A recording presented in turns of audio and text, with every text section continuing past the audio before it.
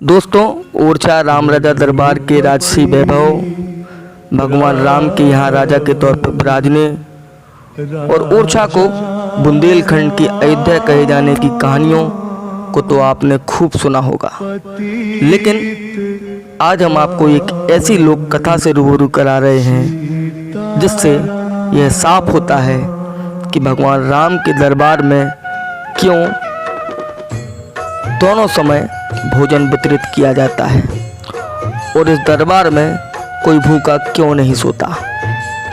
दरअसल इसके लिए हमें 16वीं शताब्दी में जाना होगा। बात 16वीं शताब्दी की है, जब ओरछा के राम राजा दरबार में गबदू नाम के पुजारी भगवान श्री राम राजा सरकार की पूजा किया करते थे। इसी दौरान नेपाल के जनकपुर से एक संत ओरछा राम राजा सरकार के दर्शन के लिए आए। उनकी दोपहर में भोजन की कोई व्यवस्था न हो सकी और रात की ब्यारी के बाद भी राम राजा मंदिर के पुजारी ने उनके लिए भोजन के लिए नहीं पूछा, जिसके बाद वह अपनी उपेक्षा से नाराज हो गए और भोजन को त्याग कर सो गए।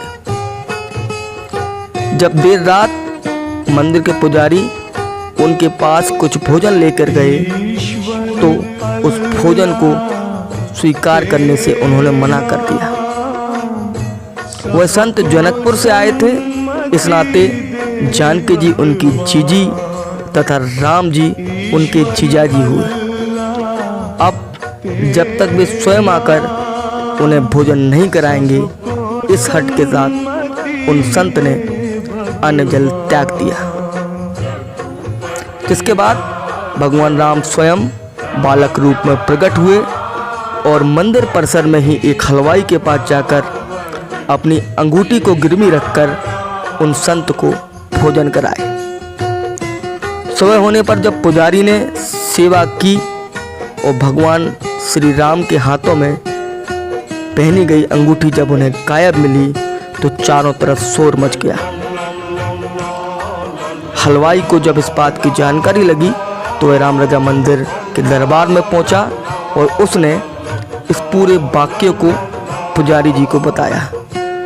जिसके बाद पुजारी जी ने संत के साथ अपने किए गए बर्ताव के लिए माफ़ी मांगी और उनको नाना प्रकार का भोजन खिलाया और उनका खूब स्वागत सत्कार किया।